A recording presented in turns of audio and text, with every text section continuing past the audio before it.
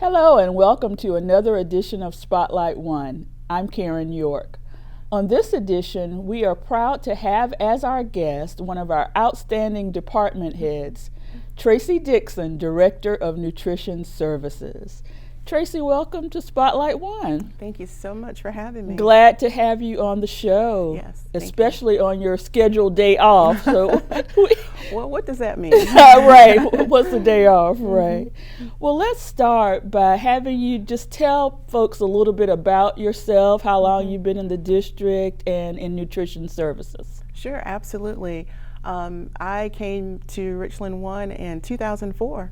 Wow. So I've been with the district now almost 18 years. Great. And I've loved every moment of it. Prior to being here, I was a director at a healthcare facility, hospital. And I didn't know that. Yeah. Okay. And just the work demands and trying to have a family and small children at the time, it really was not a place where I needed to be at that time. And so I saw this opportunity and packed up and moved here, and we've been here ever since. Wonderful. But this has been an extraordinary opportunity, still doing what I love and then being able to engage our customers who are so impressionable and who are so honest. But just to be able to engage them on a day-to-day basis really helps me to focus back on the whys. Why am I here? Exactly. And so it's just been a fulfilling opportunity. And so here I am and don't have any plans at this time to go anywhere else. Now that is good news for us. Yes, thank you. And we have talked pretty much on every edition of Spotlight One that we've had in the last couple of years about how COVID has impacted everything we do in Richland One. And I just want to say thank you to you and your team for the outstanding work that you've done literally from day one when we were notified that all schools were being shut down and ensuring that our students still receive meals even though everybody was at home. So thank you for all the work that y'all have done. Oh, it was absolutely our pleasure. Wonderful.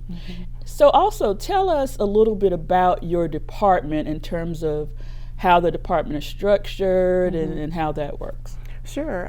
Well, our department is a little bit different from some of the others. We're what's called an enterprise fund. And just really to break that down into more layman's terms, we operate on what would be considered like a profit and loss. Okay. And so the revenue that we generate from the serving of meals are then used to pay employees' salaries, are used to purchase food, repair our equipment, and purchase supplies, just whatever it takes in order to run the business. And so that, of course, during more difficult times with COVID and all those other things, it became more of a challenge. But for the most part, that's how our department operates. We have almost 300 employees in our various schools. We do have a central kitchen facility, which no other school district in the state has an actual central kitchen facility. And we, will serve well over close to 3 million meals every year to our students. My goodness. Our program provides breakfast, lunch, supper, and after-school snacks. And so we just, we just all love what we do. We're passionate about what we do, and just want to always make sure that we're doing the best thing for our students. Now you mentioned over 300 employees. Is that fully staffed? Because I know just like many other areas, everybody is facing shortages from, of course, teachers. We always need more teachers, bus drivers, custodians, and I know that you are constantly recruiting staff as well. Absolutely, yeah. We're operating probably on 2/3 of what we actually need, and it's been a challenge. And even though we have temporary employees oftentimes, it's still not the same. I know they try to do the best that they can, but it's nothing like an experienced person that knows your students, knows your school layout, understand those federal regulations, because we're not just like any other restaurant. We do have federal guidelines and regulations that we have to follow. And so the time that it takes to train those temporary employees who may be here today but not tomorrow, right. And just constantly having to do that. But absolutely, it's been a challenge with staffing. It's been a challenge with supplies. But I think that the staff has done a phenomenal job with maneuvering around those challenges and really creating those opportunities for our students. Great, wonderful. Well, we did, as we always do with Spotlight One, solicit questions from our students, parents, and staff, and we received several for you. Good. And what we've done is kind of pull the most frequently asked questions, as well as just some other questions I thought were good questions. Okay. So you ready to start? I'm ready. All right. So, and this gets to, basically how you do what you do in nutrition services. Okay. So the first question is, what nutritional needs do you consider when meal planning? Where do you buy the food? Is it local? And then another parent asked, how are the menu items selected? So kind of give us an overview. Okay. So the nutritional needs are not those that we set here in Richland One. Right. Those are federal guidelines. And so if we are operating the national programs, the National School Lunch, the breakfast, child and adult care food program, the after school program, we do have specific nutritional guidelines that we have to follow. And so that is how we assess those needs for students. Where does the food come from? Right. And is it local? Yeah. Okay. Well, now that's a tricky question because different people have different definitions of what they consider local, whether or not that is within miles or if it's a region or whatever have you. And so I'll just answer the question, just let you know where we procure the food, and folks can make a determination as to whether or not they that's call local. that local, right? Exactly. So we do have our produce vendor that is here in Columbia. The distribution center is here in Columbia, and it's Sen Brothers. Okay. And our main grocer is Gordon Food Services, and they are in North Carolina. Their distribution plant is there. Bimbo Bakeries and Borden Dairy, and they're in upstate. So it really just kind of depends on whether or not folks consider that as local. I do consider them local because regionally, it's within this southeast region that we're still talking about. And all of our vendors are vetted through our district's procurement process. So there's competitive bidding with that. All vendors have an opportunity to work with Richland One. Of course, these vendors have provided great service. I don't know how they've survived through COVID because they have also been challenged and then have to relay that message to us when things are no longer available. But for the most part, I do believe that, especially with Sen Brothers, in the past, we have always been able to have South Carolina grown items, and you will see that on our menu. When those items are South Carolina grown, we do put that label on our menu as well. And of course, with COVID, and I hate to keep coming back to that. No, it's affected everything. Right, but it's a little bit harder to get those items. But we are beginning to see some light at the end of the tunnel, and so I think that our students will begin to see some other items reappear on the menu really soon. Okay, and I think we'll get into that in a few minutes. So, and you mentioned the central kitchen earlier when you were describing the department structure. So the next question is, why aren't the meals prepared at each school? The meals are prepared at each school. Okay. I understand that there is this thing that everyone still believes that all the food is prepared at the central kitchen and it's sent to school same day hot. And we have not done that since the 2015-16 school year. Okay. So our schools prepare most, if not, well, no, not all, but they prepare most of their food. Okay. Probably 98% of the food they actually prepare on site. Okay. We do have some items at our central kitchen facility, which is also like a distribution center for us. but it is, there are items that are raw items. And if you can imagine, you have 48 different sites and you have a raw product. We have one of the most susceptible customers that we serve, which are our children, to illnesses. And so it is not comfortable for me to have each one of those schools prepare those items and ensure that they're following our food safety plan in terms of all of those critical control points and making sure that these temperatures are taken at this point and that they're handling it and there's corrective action if it doesn't meet these specific guidelines. So we do that at our central kitchen facility. So those items, for example, it could be ground beef. We will receive the ground beef raw from USDA, and our central kitchen facility will cook the meat. I know that at each level of that cooking process and that cooling process, that our HACCP or our food safety protocols are in place. I can sleep well at night with that. And so that ground beef is then packaged, and then we send those frozen items to the schools, and then they finish it with making spaghetti sauce or like a chili or tacos or something like that. Okay.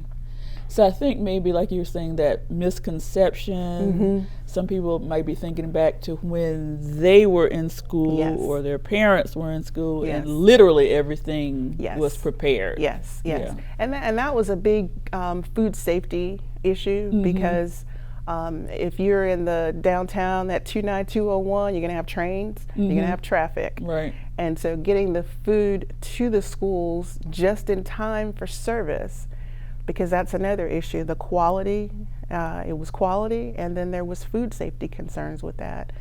So we did make some changes with it coming into that 2015-16 school year, and we gradually moved away from having most of those items prepared at our central kitchen facility, and then now more so into the schools. To the schools themselves, great. So the next couple of questions, one starts with a compliment and an appreciation there. Thank you for all you're doing. What steps are we taking moving forward to ensure better quality and better tasting food for our children? Another set of related questions, are there going to be changes to the menu? And the question was referring to for next school year. It says many children do not like the food. So before you answer that, I know you recently conducted a survey. So talk about that a little bit and as you speak to those questions. Okay. So, and thank you for the compliment as well. It's always good to hear that. Yes. But yeah, we did a survey recently with our students, and we wanted to hear specifically from our students. I know that there were a lot of parents that were a little upset that we didn't ask them for their opinions, but we do have protocols in place for them to be able to share information with us or express concerns through our feedback. But we wanted to hear specifically from our students because, at the end of the day, they're the ones that we're serving on a day-to-day basis. And kids know what they like and what they don't like. And they will tell you. Right. Exactly. So we did have quite a number of responses to this survey. I did see some parents respond as well, too. But as far as the students that responded, I thought it was going to be a lot worse than it was, but there were actually a lot of compliments. There were students that were asking for items that I totally agree, and that those are things that we're working on, and I think they'll be excited to hear some of the upcoming things that we're planning. Anything you can tell us? Yeah. Okay. So I'll tell you this, not a couple, because COVID's been a couple, but maybe a couple of years before COVID, we started a plant-based initiative. Right. And it didn't go over so well. We were probably a little too early with that, with introducing it, but I think now more families are conscientious about removing some of the animal products or meats, and so they're looking at more vegetarian, more vegan lifestyles. And so I think that probably isn't as foreign now as it was maybe several years ago. Right. So we're looking to bring those type of things back. One of the items that we're testing right now, and it's going to be on the menu, are sloppy joes with jackfruit. Oh, wow. jackfruit tacos. Yesterday on the menu we had, and it was a vegan dish too, but it was Charleston red rice that we modified so that it didn't have the sausage and all those other, and bacon and all that stuff in it. So just, really being able to experiment again with more of our students coming back to the cafeteria. Right. That was really important for us too, because we get that instant feedback from kids.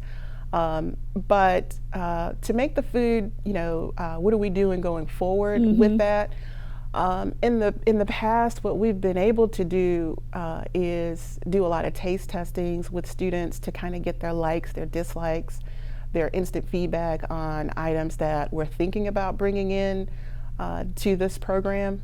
And but going forward, we do look at data from previous school menus. We look at how the students respond to them, whether they're popular items, and then we bring those items back. Okay. Some of the things are just items that we have vendors, all of the school food services in the state, same vendors come visit me, they visit all other districts, and they present these items to us, and what we've normally done is presented those to our students with those vendors, but of course we haven't been able to do that.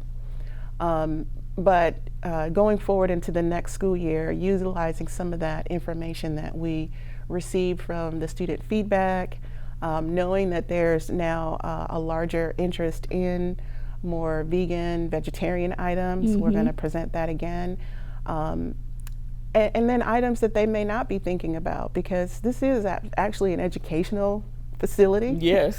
So we want to expose children, we want to educate them on different types of cuisines and different tastes, textures, and so forth. I'll tell you a story. I was at a middle school. I'm serving on the serving line this day, and a student came up. The staff made this beautiful spinach and tomato salad, and it had Italian seasonings in it, and the Parm cheese, and all that. It was a really nice salad.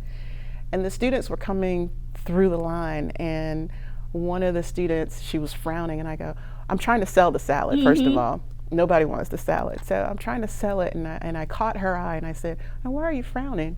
And she says, "'Cause it's nasty." And I was like, "Why do you say it's nasty?" And then she says, "Because it's green." So that in itself tells me that we have a little more work to do to get students more comfortable with it, because she had never tried spinach. And I love spinach. And but I never ate spinach as a child. My mother didn't do spinach. Yeah, that's true. But it wasn't until now that I came to know and love most vegetables. So we are really very limited a lot of times to what we're exposed to. So that's one of the things that we're doing, and we're going to do differently. Look at the data from previous menu items that we served. The things that worked well, we're going to keep. The things that didn't work so well, we're not going to keep. Also talking with our vendors and looking at the different products that may be available in the new school year that may be new and exciting, and then we can procure those items for our students. And then looking at some stuff again that's out of the box, maybe some things that nobody's thinking about, but I won't tell right now. Okay, we'll save some of that as we go into next year. So, well, we look forward to working with you to as a follow-up to the survey, let the parents and students know what is coming up for next year. Absolutely. So we'll be back in touch on Absolutely. those. Yes. So the next question is, in the statement first, is I think the nutritional plan is great, but there are problems with the presentations. They're referring to how the food is presented to the students. And the question is, how can you improve the way the food is made and introduced to the children? You kind of spoke to that a little bit. The next related question was, and you referred to produce and some of the issues the suppliers are facing, but can we please find a way to have fresher produce and healthier, more colorful options for our kids' luncheons? So I will speak to the presentation, and I agree. Okay. I think that we can do a much better job with presentation. I don't think that there's anything wrong with the food, the quality of the food that we procure, But I do think that the staff has been, especially in the past couple of years, their main focus has been, we got to get the food out there and we got to make sure that we're not infringing on instruction time. Gotcha. So if you can imagine having to do hundreds of meals and package them up, deliver them to the classrooms, go, from classroom to classroom to serve meals, and then in some schools even go back and collect the trash and all the. So the focus has not been on that, and I will agree with that particular parent that we do need to do a better job with presentation. We have in the past done culinary training with our staff. We've had the Humane Society come in and teach us how to prepare plant-based items. We've had Institute of Child Nutrition come and do culinary training with us. And in our new school year, we're going to be face-to-face again with back-to-school training. Okay. And so we have culinary training again planned for this school year, and that's one of the forefront topics that it's going to be discussed, and it's going to be hands-on. It's not going to be a sit behind a table type of thing, because I like to keep them engaged, and they put their hands on it and they show us what they're doing and get to ask questions and engage with the chef or whoever the instructor is that is teaching those classes. So absolutely, I do believe we can do a much better job with our presentation.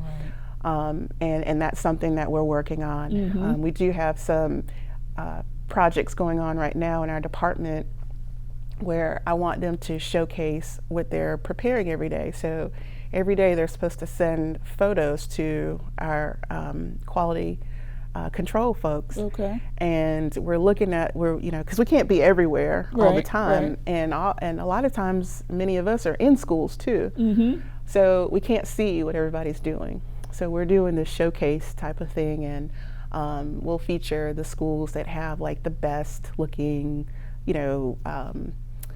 shepherd's pie or something, or how they display their items on the line, or things of that nature, or how it's in the packages for the classrooms that are still, the schools that are still feeding in their classrooms.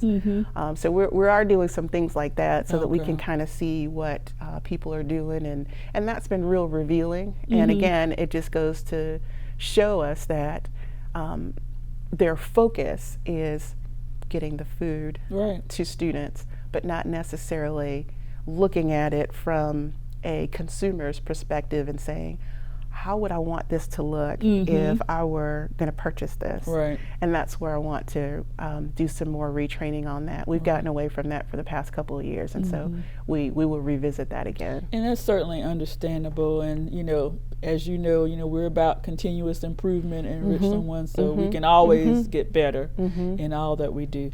So the other part of that was the produce, about even more fresh produce. Is that possible given some of the circumstances with the vendors to get even more produce in there? Yes, and one of the things that we promote in this program is having students eat more fruits and vegetables.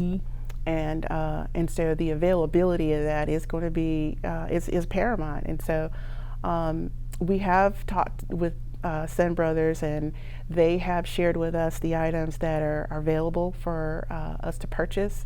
And I believe some of it started today with, I believe today it's cantaloupes that are back on the menu. Other things like pineapples, fresh pineapples, watermelon, those type of fruits and so forth are going to be back on the menu again. So we have a listing of those items that are available, and will be featured again on the menu. Right now, I think we are at Tuesdays and Thursdays with those type of items until we phase them into a daily. But we always have fresh fruit available every day. So that's a part of our menu. These are items that will change those fresh fruit options on those particular days initially, until we again get to a place where the availability of those items can be more consistent. Gotcha. Great. And another thing too, I'll add. Sure. When items are going to the classrooms, it's a little bit more of a challenge with it because you're prepackaging items for students, and so the presentation again gets to be a little bit more of a challenge. And when you're packaging the hot items, you can't necessarily package the cold items with them, right, to include that fresh fruit, the milk, maybe it's a side salad or something that day. And so they're often sent in a separate container or package. And so I do know that there are some concerns with parents when they see that they receive this one box, but know that the children have an option of having 5 components or 5 items at lunch. They only have to select 3. okay, So keep that in mind when they're talking to students. Did you select all 5? Because all 5 means it's the entree, well, the meat component or the protein component, the whole grain, the fruit, the vegetable, and a milk. And of those 5 items, they do have to select 3, okay, one of which has to be a fruit or a vegetable. okay, So that's important. That's in those schools that are doing offer versus served. And when students are allowed to select what they want, they may not always take all of the items. They may only take 3 items. So that's important. And then also what's important is that parents know that there are more than 1 items that are offered every day for students that come to the cafeteria. okay, So if they come to the cafeteria, they have more offerings. But they could see the menus online because we post our menus monthly. They could see that there's the main menu items, secondary items. There's a deli menu as well online. So I just want to make sure that they understand that, because a lot of parents that I've talked to, they weren't aware that the menus were online and that they had access to them. They could see them on a day-to-day basis. And so that's, I want them to be able to do that, because when they're having those conversations with students, to make sure that they're asking them, well, if you didn't get this, do you know you can get a sandwich? And everything should be available for students from the beginning of the meal service to the end of the meal service. That's another area that I know that's been some concern from parents that I've heard from. Yeah, so right, and then we didn't include that on here, but yeah, a couple of questions about shortage of food or food running out. Have we had any issue with food running out? We should not run out of food. So the first child and the last child should have the same opportunity. Okay. Whatever we're advertising, that's what we should have. Okay. And so if we're not seeing that, again, we're not all places all the time. And so I don't mind hearing from parents that tell me this, because when we receive those messages or calls, we're on it immediately. We don't wait a couple of days. Right. And no, we if I don't go, there's somebody else that's going to go to those particular sites and look at what the staff is doing. Okay. Because these are things that we're constantly talking about. We should never run out. Every child should have the same opportunity. And so run out means different things for different people. Yes. So some people may say, well, there's still food on the, no. To me, if you don't have everything that you've advertised, then you have run out. Okay.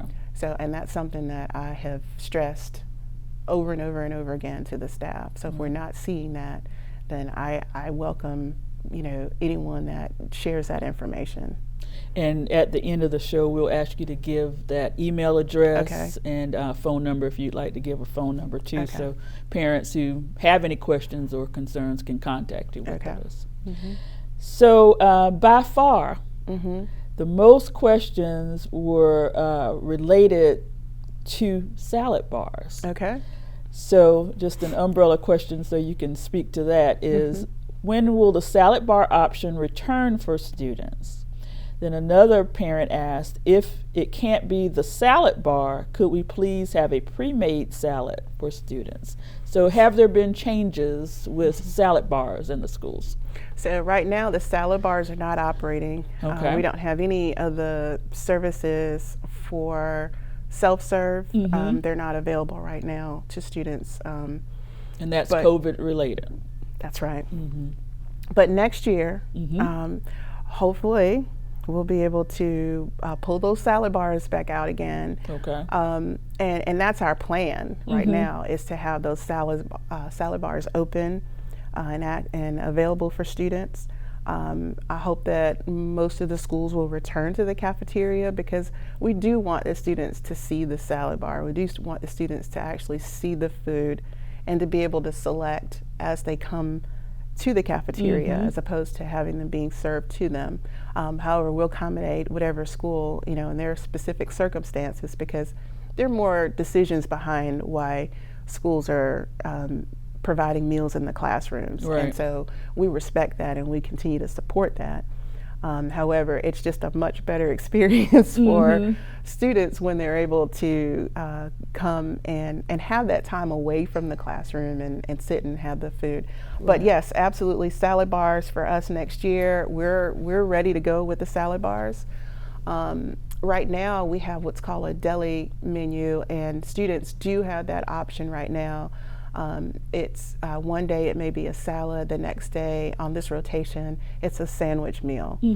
So we do provide that currently for our students. But looking forward again to being able to prepare those fresh salads every day, and they are prepared fresh every day for those bars. Right. And you hit another question on down, so we might as well talk to that about whether all students will be back in the cafeterias next year. Of course, as everything has been the last couple of years, it's contingent upon how the numbers look in terms of COVID. Of course, we are so proud and fortunate that our numbers are way down. Yes. I mean, you look at the dashboard now and see mostly zeros in terms of the number of cases and quarantines and all that. But, if the numbers continue to look good, we're hoping that will be the case, right? Yes, yes. And again, we're all a Richland One team, so whatever is the best for the district, whatever is best in terms of our students in the classrooms and schools and so forth. We're there to support whichever model we that we need to in order to support that. So, but we're looking forward to being back in everybody coming back to the cafeteria. Yes, right. Or as the staff would say, to make sure that they could feed their babies. Yes, of course, definitely. So you talked about the plant-based and how more people are moving now to plant-based. So another question was, is there a way to have a vegetarian option for students besides just salads and sandwiches? So yes, and there currently are vegetarian items that are on the menu. We probably just need to recognize that so that they know which items are vegetarian items. For example, I know that we just recently had spaghetti and marinara and it had cheese, so it's not vegan, but it is vegetarian. The red rice meal that we had, of course, would have been another example of that. But yeah, we want to do more of those. Still keeping in mind too, though, that USDA does still require us to have certain nutritional goals that we have to meet in the planning of those menus. And so just really coming up with recipes that students will like, that they won't look at and say, oh no, I don't think I want to try that, because that's a challenge too. Right. But certainly want to be able to provide something for all student preferences. Can't do it on a day-to-day basis, but at least do a little bit more of that and have those offerings available. Okay. So another parent asked, why are there no options for kids with food allergies besides a salad? Well, actually there are. Okay. And even in this district, we don't serve anything with nuts. We don't serve anything with fish or shellfish. Which, we've had some people ask why we can't have fish sandwiches or why we can't have seafood, but we have an overwhelming number of children who have those type of allergies. And so we just, on the safer side, we just don't purchase those items. Okay. But any family or parent or child that, there needs to be an accommodation made for, we have district policies to support that. And so you would just need to reach out to your school's nurse, and there is a medical accommodation form that families can complete. It does have to be signed by a physician. Okay. And they could submit that, and we would make, whatever reasonable accommodations that we can in order to provide meals for that child. Wonderful. So the next question has to do with beverages. Okay. Why do the kids have such sugar-filled beverages for lunch, flavored milks and juice? And then another parent asks, why is water not an option for their beverage? So I'll get to the second question first. Okay. So water should be available at all meal services. Yes. Mm-hmm. So and that's a part of that federal program, that water has to be available at each one of our schools. Doesn't say it has to be bottled water, but water should be available for every student, okay? And so the sugar-filled stuff, so the juices are 100%, there are no sugar added, I'll say that. Right. And then the program does require us to provide milk.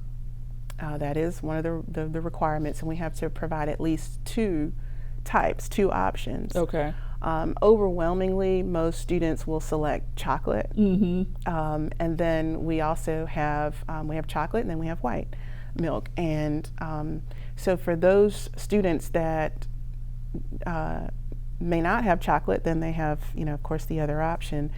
But the percentage of sugar in those is really minimal when you think about the other overwhelming benefits that the milk will have for the student in terms of nutrition.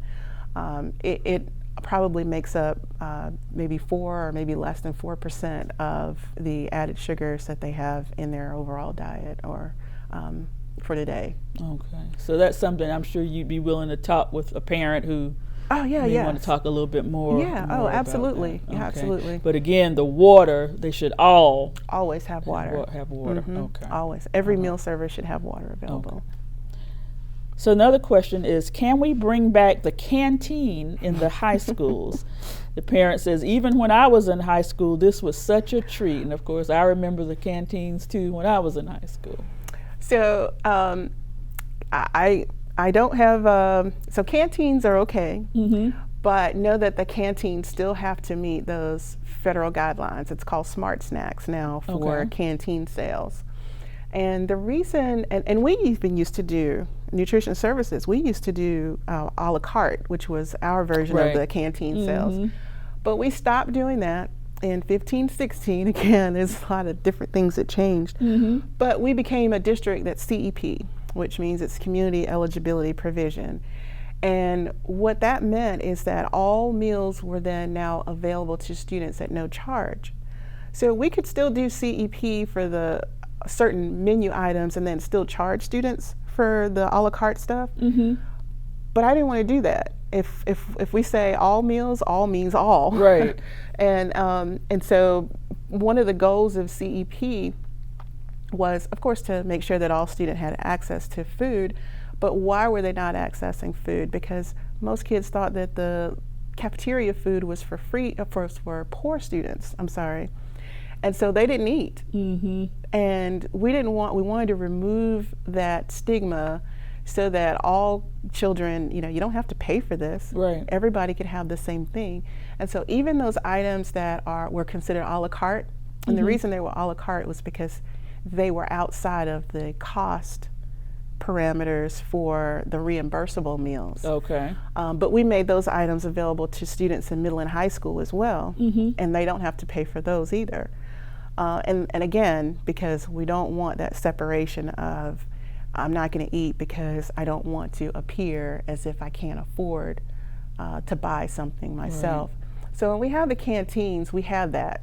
We have the students that now we're starting to separate them again. We're starting to see the kids that may have some money go to the canteens, and the kids that don't now have to default to the cafeterias. So we have to be real careful with that. And my task now becomes, how do I make what we have more attractive than the canteen? Because now you don't have to buy this. Right. But some schools do have those canteens, and Unfortunately, if you do have a canteen, there's a board policy as well for this as to how those are managed and what items can be selected to serve or to sell in those canteens. Those items have to be Smart Snack compliant for students in order to purchase them if it's during the school day, because they compete with the healthier, more nutritious meals that are being served in the cafeteria. Right. So they still have to follow guidelines as well. They still have to follow those guidelines as well. A lot of things have changed over the years. 2012 year, nutritional standards changed drastically. But kudos to the previous director before me who saw a lot of those things or knew those things were coming and began to transition the district to more of those healthier options. We started doing whole grain before a lot of other districts, and that was a good thing, because when it became mandatory, you didn't have to do it all of a sudden and see that huge downshift. We do have a lot of students now that are kind of used to a little bit more of the whole grain as opposed to what had been previously served. So just continuing that trend. There'll be more nutritional changes. Standards are going to change again this July 1st, and they'll get a little bit more strict. But I think we're in a good position because, again, we've continued that, making sure that we stay at the forefront and ahead of what those changes are going to be and make those gradual changes along the way. Great. So as we close, we have a comment from a military parent, and the parent says, "I just want to say thanks for always giving food to our family when there's a holiday, when it's related to COVID or spring break, or even when elementary schools have so much food that they can share. Wow, we are very grateful. This is the first time that a school has done that for my family, and we are a military family." Oh, good. So that means that they've been a couple other places to be able to compare. Yes. So yeah, that's absolutely. I think that's the focus this district, and I think that's one of the things that I like about being in this district is that, you talk about the testing and numbers and all those different things, but we really take care of families as well too, and we think about the children when they're not in school. And so that parents know the USDA this year didn't provide for those meals for families during those scheduled breaks. And it's this district, it's this administration, it's this board that said, no, we still have families that are in need, and we still want our children to have something. May not be the full meal, that they may get if they were in school, but at least we want them to have something while they're away from school. And so again, it's just kudos to all of those folks that continue to support this program and they continue to support families in that regard, because you don't have it in a lot of other places, and there's still need. And most people consider folks who meet certain income guidelines as being impoverished or not having access to food, but we have a lot of working families who have other, could be surmounting debt that you have to now decide, do I pay this bill, or do I buy groceries, or do I pay the lunch bill? And so you begin to prioritize those things, and so to be able to give back to those families and make sure that those students are taken care of during those scheduled breaks, I think that's a huge thing. That's a huge heart, and for this district to consider that each and every time. Another example of the amazing things that are done in this district every day. Exactly. Every day, exactly. No matter what the situation. So as promised, as we close, give us, if parents have any questions at any point or any concerns, be it about the meals that are served at school or the items that are provided for students to eat over different breaks, how can they reach you and your staff? So we have a couple different ways that they can do that.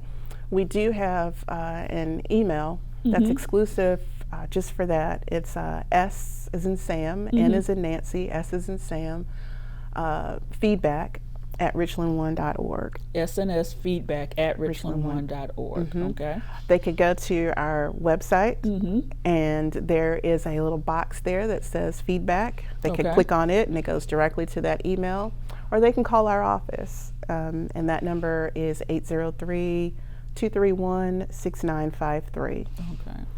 So they could reach us in a number of different ways. And I know you said close, but I want to also say this. Sure. Because I'm a talker. Oh, no problem. You know, and I encourage parents to utilize those resources, because there again, we're going to immediately investigate, we're going to immediately go out to a school, but oftentimes when it's shared among private groups or on social media, days have passed. It's a little bit harder to remedy a situation when you don't have all of the information. But when I receive a call from a parent and they say, my child just sent me, I don't know, this picture, I'm like, what school is that? Right. And most of the time it's on my cell phone, so I'm either packing up my stuff and I'm headed over there, or I'm texting somebody to say, hey, I need you to go to this school, and I need you to go see this right now. And that's how we respond. We take all matters of concerns very seriously. We don't delay in responding, and we don't have any retaliation for anyone that has a concern. If a teacher does, or if a parent does, or anything, I don't disclose names to individuals, because that's not important. What's important is whatever your issue or concern is, and that's what we want to address. So I want to again encourage parents to do that, to send information to us through that feedback or call. And of course, just from an overall communication standpoint, it's much more efficient instead of posting something on social media, which of course you certainly have the right to do that, but to contact that particular school or departments, and so they can address the issues. So we always encourage that. So that was definitely a good point. Again, that email address one more time. SNS feedback at richlandone.org. Okay, and of course your website as well, and they can go on and access that form. So. Well, Tracy, I appreciate you coming on the show, and we've got to have you back on more often. Oh yeah, absolutely. We'd like to do some demos. And maybe we could do something to feature some of the new items for the school year. That would be great. That would be. We could absolutely do that. Wonderful. Well, we'll be back in touch. Okay. Thank you so much. Thank you. All right. Thank you. And thank you for joining us for this edition of Spotlight One.